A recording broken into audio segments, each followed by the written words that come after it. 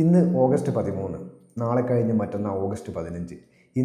ഇന്ത്യയുടെ 78ാമത്തെ സ്വാതന്ത്ര്യ ദിനാഘോഷ പരിപാടികളിലേക്കൊക്കെ വളരെ സന്തോഷപൂർവ്വം നടന്നെടുക്കുന്ന സമയത്താണ് ഇന്ത്യയുടെ പ്രതിപക്ഷ നേതാവ് ശ്രീ രാഹുൽ ഗാന്ധി MP ഒരു പ്രസ്താവന, നമ്മളെല്ലാവരെയും ഭയപ്പെടുത്തുന്ന, നമ്മളെല്ലാവരെയും ആശങ്കപ്പെടുത്തുന്ന ഒരു പ്രസ്താവന കഴിഞ്ഞ കുറച്ച് ദിവസങ്ങൾക്ക് മുമ്പ് നടത്തിയിട്ടുള്ളത്.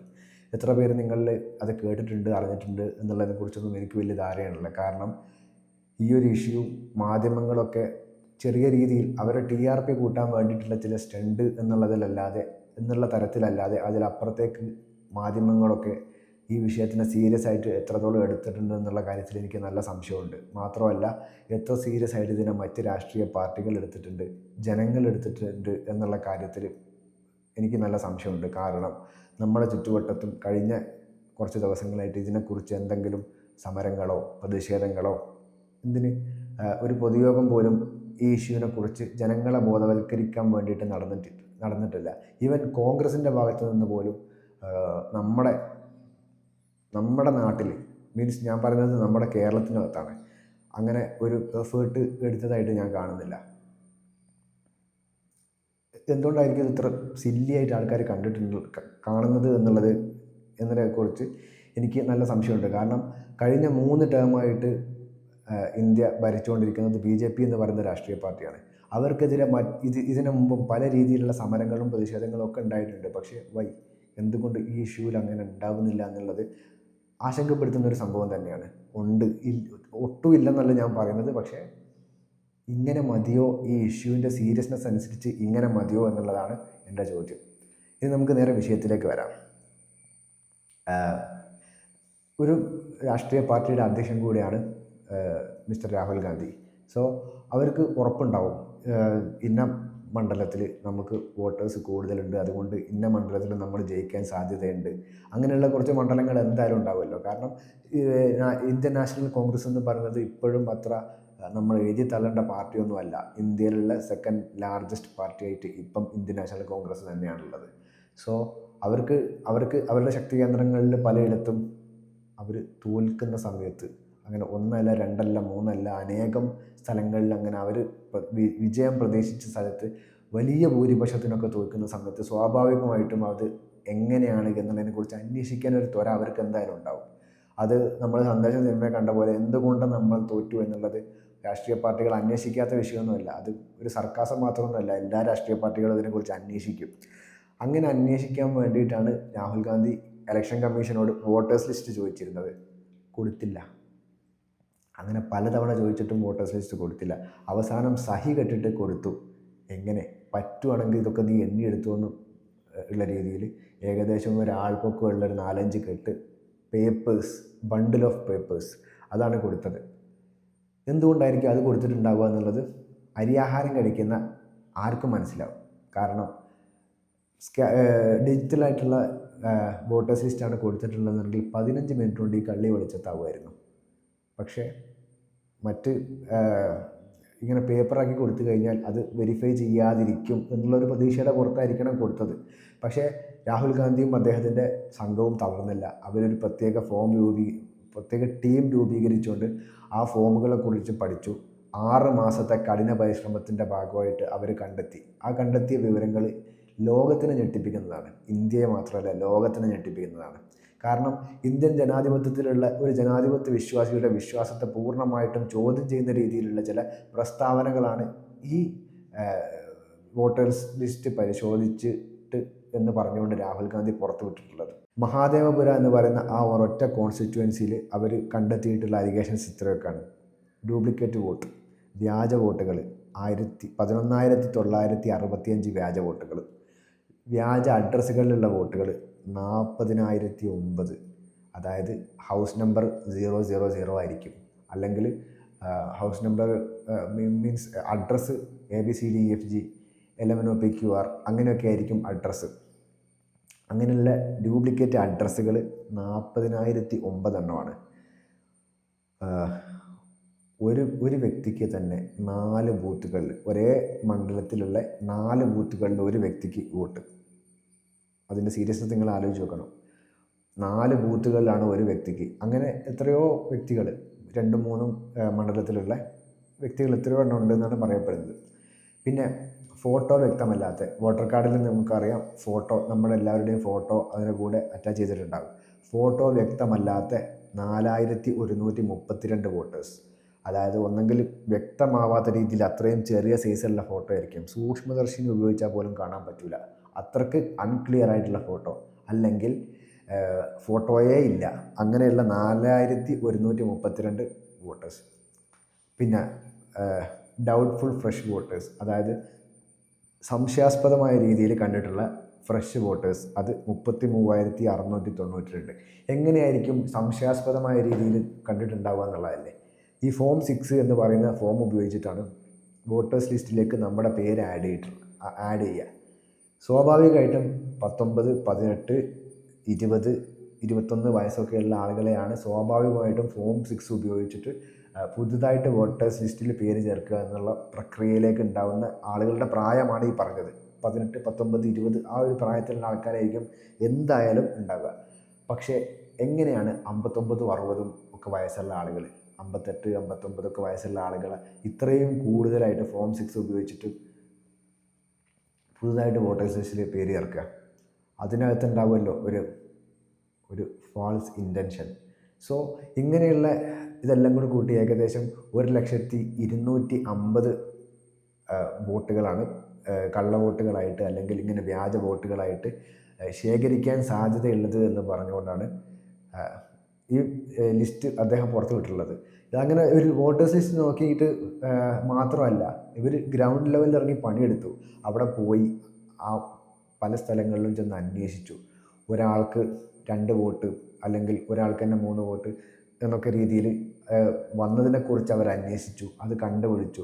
ഏകദേശം 2 പേർക്ക് നിൽക്കാൻ പറ്റുന്ന റൂമിൽ 80 പേരുടെ വോട്ട്, മീൻസ് 2 പേർക്ക് നിൽക്കാൻ പറ്റിയിട്ടുള്ള അഡ്രസ്സിൽ 80 പേർക്കുള്ള വോട്ട്. ആലോചിക്കണം അതിൻ്റെ ഒരു സീരിയസ്നെസ്. അങ്ങനെയൊക്കെയാണ് ഇവിടെ വോട്ടേഴ്സ് ലിസ്റ്റിൽ പേര് ചേർത്തിട്ടുള്ളത്. BJP എന്ന് പറയുന്ന രാഷ്ട്രീയ പാർട്ടിയെക്കുറിച്ച് ഞാൻ നേരത്തെ പറഞ്ഞ പോലെ ധാരാളം അലിഗേഷൻസ് ഇതിനു മുമ്പ് വന്നിട്ടുണ്ട്. അവർ പലരെയും ഇൻഫ്ലുവൻസ് ചെയ്തതായിട്ടുള്ള കഥകൾ കേട്ടിട്ടുണ്ട്. പക്ഷേ ഇന്ത്യയുടെ പരമോന്നതമായിട്ടുള്ള ഇലക്ഷൻ കമ്മീഷനെ സ്വാധീനിക്കുക, ഇലക്ഷൻ കമ്മീഷനെ സ്വാധീനിച്ചുകൊണ്ട് കള്ളവോട്ടിനുള്ള സാഹചര്യം ഒരുക്കുക എന്നുള്ളത്, അങ്ങനെയാണ് ഇപ്പം രാഹുൽ ഗാന്ധി പറഞ്ഞു വന്നിട്ടുള്ള ഈ ഒരു അലിഗേഷനിലൂടെ നമുക്ക് മനസ്സിലാക്കാൻ പറ്റുന്നത്. ഇതിനെ കൗണ്ടർ ചെയ്യുന്ന രീതിയിൽ ഇലക്ഷൻ കമ്മീഷൻ്റെ ഭാഗത്തുനിന്ന് ഇപ്പോഴും ഇത്ര ദിവസം കഴിഞ്ഞിട്ടും ഒരു വിശ്വാസയോഗ്യമായിട്ടുള്ള സ്റ്റേറ്റ്മെൻറ്റോ അല്ലെങ്കിൽ എവിഡൻസോ ഒന്നും ഇതുവരെ പുറത്തു വന്നിട്ടില്ല. 5 മണിക്ക് ശേഷമുള്ള ഫുട്ടേജസ് ചോദിച്ചിട്ട് പോലും അത് കയ്യിലില്ല എന്ന് പറഞ്ഞുകൊണ്ടാണ് അത് ഡിലീറ്റാക്കി 5 മണിക്ക് ശേഷമുള്ള. കാരണം എന്താ, 5 മണിക്ക് ശേഷം 8% വോട്ടിംഗ് കൂടിയിട്ടുണ്ട്. അതായത് പോളിംഗ് 8% കൂടിയിട്ടുണ്ട് ഈ പറയുന്ന സ്ഥലങ്ങളിൽ. പക്ഷേ എവിഡൻസ് ഇല്ല. കാരണം ഫുട്ടേജ് കൊടുത്തു കഴിഞ്ഞാൽ ചിലപ്പോൾ കള്ളി വെളിച്ചത്താവുമായിരിക്കും എന്താ സംഭവിച്ചത് എന്നുള്ളത്. ഏതായാലും ഇത് അത്ര നിസ്സാരമായിട്ടുള്ളൊരു സാധനമല്ല. ഞാൻ നേരത്തെ പറഞ്ഞെന്ന് തോന്നുന്നു, ഞാനൊരു രാഹുൽ ഗാന്ധിയുടെ സപ്പോർട്ടറല്ല, മീൻസ് രാഹുൽ ഗാന്ധിയുടെ ഫോളോവറല്ല. എനിക്ക് അദ്ദേഹത്തിനോട് 100 കാര്യങ്ങളിൽ വിയോജിപ്പുണ്ട്. പക്ഷേ ഈ ഒരു സാഹചര്യത്തിൽ അദ്ദേഹത്തിൻ്റെ കൂടെ നിന്ന് ഈ ഒരു ഇഷ്യൂ, അദ്ദേഹം ഉയർത്തിക്കാട്ടിയിട്ടുള്ള ഇത്രയും സീരിയസ് ആയിട്ടുള്ള ഈ ഒരു ഇഷ്യൂ, അതിൻ്റെ നിജസ്ഥിതി എന്താണെന്ന് അറിയേണ്ടത് ഞാനടക്കമുള്ള വോട്ടർമാരുടെ ആവശ്യമാണ്. സോ അദ്ദേഹത്തിൻ്റെ കൂടെ ഈ ഇഷ്യൂവിൽ അദ്ദേഹത്തിൻ്റെ കൂടെ നിൽക്കല്ലാതെ മറ്റൊരു നിർവാഹമില്ല. കാരണം അദ്ദേഹം അത്രയ്ക്ക് എവിഡൻസോട് കൂടിയിട്ടാണ്, പ്രൂഫോട് കൂടിയിട്ടാണ് നമ്മുടെ മുമ്പിലേക്ക് ഈ ഒരു അവസ്ഥ, ഈ ഒരു പരിതാപകരമായിട്ടുള്ള അവസ്ഥ നമ്മുടെ മുമ്പിലേക്ക് എത്തിച്ചിട്ടുള്ളത്.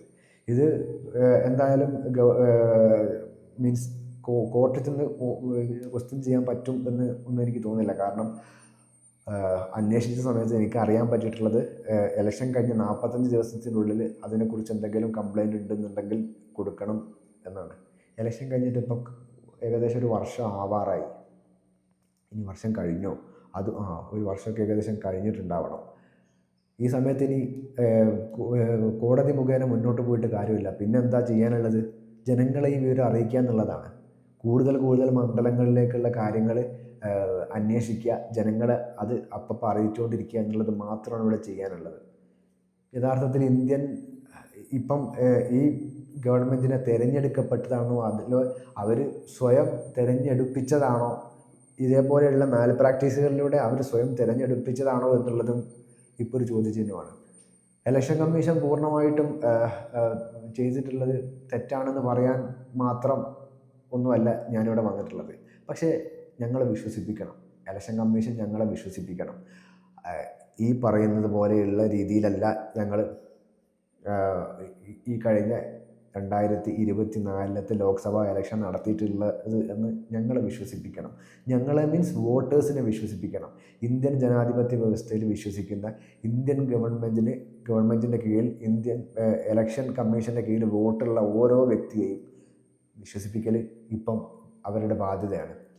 ഇല്ലയെന്നുണ്ടെങ്കിൽ രാഹുൽ ഗാന്ധി പറയുന്നത് വിശ്വസിച്ച് മുന്നോട്ട് പോകുക എന്നുള്ളതല്ലാതെ മറ്റൊരു മാർഗവും മറ്റൊരു നിർവാഹവും ഇല്ല.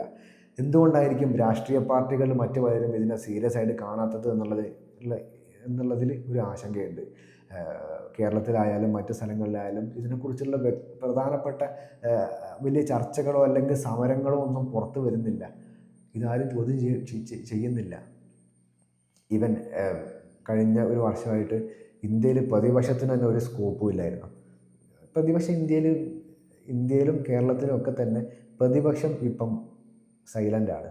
എന്തെങ്കിലുമൊക്കെ ചെറിയ പ്രശ്നങ്ങൾ ഉണ്ടാകുന്ന സമയത്ത് മീൻസ് തലപൊക്കി പോവുക എന്നല്ലാതെ ഒരു കൺസിസ്റ്റൻ്റ് ആയിട്ട് ഒരു ഗവൺമെൻറ്റിനെ ചോദ്യം ചെയ്യുന്ന രീതിയിലുള്ള സ്റ്റേറ്റ്മെൻറ്റുകളോ അല്ലെങ്കിൽ ഗവൺമെൻറ്റിനെ തുറന്നു കാട്ടുന്ന രീതിയിലുള്ള ചോദ്യങ്ങളോ ഒന്നും എവിടെയും അങ്ങനെ ഉയർന്ന് കേൾക്കുന്നില്ല. പക്ഷേ ഈ issue it's something serious. So ഞങ്ങൾക്ക് ഉത്തരം വേണം, ഞങ്ങൾക്ക് ഉത്തരം കിട്ടിയേ തീരൂ. ഇത് ഈ രാഹുൽ ഗാന്ധി പറയുന്നതിൽ എന്തെങ്കിലും ശരിയുണ്ടോ എന്ന് ഞങ്ങൾക്ക് സംസാരിക്കാനുള്ളത് ഇലക്ഷൻ കമ്മീഷനോടാണ്. Because I am a voter, ഞാനും വോട്ട് ചെയ്തിട്ടുണ്ട്. ഇന്ത്യൻ ജനാധിപത്യ വ്യവസ്ഥയിലുള്ള വിശ്വാസം പ്രകാരം ഞാനും കഴിഞ്ഞ ലോക്സഭാ ഇലക്ഷനിൽ വോട്ട് ചെയ്തിട്ടുണ്ട്. തമ്പെടുത്ത് ഞാനും സ്റ്റാറ്റസും സ്റ്റോറിയൊക്കെ വെച്ച് ആഹ്ലാദിച്ചിട്ടുണ്ട്. ആ ആഹ്ലാദത്തിനൊക്കെ അല്പം വില കൽപ്പിക്കുന്നുണ്ടെന്നുണ്ടെങ്കിൽ ഇലക്ഷൻ കമ്മീഷൻ മസ്റ്റ് റിപ്ലൈ. ഞങ്ങൾക്ക് ഇതിന് വ്യക്തമായിട്ടുള്ള എവിഡൻസോട് കൂടിയിട്ടുള്ള മറുപടി കിട്ടിയേ തീരൂ. ഈ ഒരു ഇഷ്യൂ അവിടെ മാത്രം ഒതുങ്ങുന്നതല്ല എന്നുള്ളതാണ് പിന്നാലെ വന്നിട്ടുള്ള പല ഇഷ്യൂകളും കഴിഞ്ഞത്. നമ്മൾ കേരളത്തിൽ നിന്ന് ഒരാളെ പറഞ്ഞു വെച്ചിരുന്നല്ലോ, തൃശ്ശൂർ എനിക്ക് വേണം, നിങ്ങളെനിക്ക് തരണം, ഞാൻ ഈ തൃശ്ശൂർ എടുക്കുക എന്ന് പറഞ്ഞ് തൃശ്ശൂർ എടുത്തുകൊണ്ട് പാഞ്ഞ ആളുണ്ടായിരുന്നല്ലോ. അങ്ങരുടെ മണ്ഡലത്തിൽ പോലും ഇങ്ങനെയുള്ള മാൽ പ്രാക്ടീസുകൾ ഇപ്പം ഡിറ്റക്റ്റ് ചെയ്യപ്പെടുന്നുണ്ട്. അന്വേഷണത്തിൽ അങ്ങനെ ഉണ്ടായിട്ടുണ്ട് എന്നുള്ളതൊക്കെയാണ് ഇപ്പം തെളിഞ്ഞു വരുന്നത്. അദ്ദേഹം ഒന്നും ഇതിനെക്കുറിച്ച് ഒരു അക്ഷരം ഉരിയായിട്ടില്ല. എന്താണ് ഇതിൻ്റെയൊക്കെ അവസ്ഥ? എങ്ങോട്ടാണ് ഈ ജനാധിപത്യത്തിൻ്റെ പോക്ക്? ഏതായാലും ഇതൊരു സീരിയസ് ഇഷ്യൂ ആണ്. എല്ലാവരും ഇതിനെതിരെ പ്രതികരിച്ചേ മതിയാവൂ. കാരണം നമുക്ക് ഇന്ത്യയെ ഈ BJPയുടെ കയ്യിൽ നിന്ന് രക്ഷിക്കുക എന്നുള്ളതിലപ്പുറം ഇന്ത്യയെ ഇവിടെ ഇന്ത്യയായിട്ട് നിലനിർത്തുക എന്നുള്ളതാണ് നമുക്ക് ചെയ്യാനുള്ളത്. നമ്മൾ ഇത്രയും കാലം കണ്ടുവന്ന ഇന്ത്യയല്ല BJPയുടെ കയ്യിൽ കിട്ടിയതിന് ശേഷം ഇവിടെ ഉണ്ടായിട്ടുള്ള ഇന്ത്യ. ഇവിടെ മതധ്രുവീകരണം ഉണ്ടായിട്ടുണ്ട്, ഫാസിസം ഉണ്ടായിട്ടുണ്ട്, ദാരിദ്ര്യം കൂടിയിട്ടുണ്ട്, പണപ്പെരുപ്പം കൂടിയിട്ടുണ്ട്, തൊഴിലില്ലായ്മ പെരുകിയിട്ടുണ്ട്, അങ്ങനെ വിലക്കയറ്റം കൂടിയിട്ടുണ്ട്. അങ്ങനെ നോക്കുകയാണെങ്കിൽ ഒട്ടനവധി മേഖലയിൽ ജനങ്ങളത് മോശമായിട്ട് തന്നെയാണ് ബാധിച്ചിട്ടുള്ളത്. ഈ ഒരു അവസ്ഥയിൽ നിന്നൊക്കെ നമുക്ക് മാറ്റം വേണം. BJP എന്ന് പറയുന്ന പാർട്ടി എന്തോ ആയിക്കൊള്ളട്ടെ, പക്ഷേ അവർ ഇങ്ങനെ ഇന്ത്യയിലെ ഇലക്ഷൻ കമ്മീഷനെയോ അല്ലെ നീതിന്യായ വ്യവസ്ഥയൊക്കെ വിലക്കെടുക്കുന്ന രീതിയിലാണ് അവർ മുന്നോട്ട് പോക്കുന്നുണ്ടെങ്കിൽ ഇന്ത്യ എന്ന് പറയുന്ന ഈ രാജ്യം, ഈ ലോകത്തിലെ തന്നെ ഏറ്റവും വലിയ ജനാധിപത്യ രാജ്യം, അതിൻ്റെ ഏറ്റവും ഭയാനകമായ അവസ്ഥയിലേക്കാണ് കടന്നുകൊണ്ടിരിക്കുന്നത്. നമുക്ക് രക്ഷ വേണം, നമുക്ക് മറുപടികൾ വേണം. നമുക്ക് ഈ പറയുന്നതൊക്കെ ശരിയാണെന്നുണ്ടെങ്കിൽ ഇതിനൊക്കെ തിരുത്താൻ നമുക്ക് കഴിയണം. ഇല്ലാതെ നമ്മുടെ രാജ്യത്ത് നമുക്ക് സമാധാനപരമായിട്ട് ഇനിയുള്ള കാലം ജീവിച്ച് മുന്നോട്ട് പോകാൻ കഴിയുമെന്ന് എനിക്ക് തോന്നുന്നില്ല.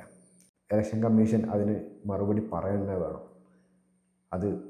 അത് കേൾക്കാൻ നമ്മൾ ഓരോരുത്തരും ബാധ്യസ്ഥരാണ്. ബിക്കോസ് നമ്മൾ ഇവിടുത്തെ സിറ്റിസൺസാണ്. നമ്മളെ സിറ്റിസൺസിൻ്റെ ബലത്തിലാണ് ഇന്ത്യ ഇവിടെ നിൽക്കുന്നത്. So let's hope for the best. Thank U.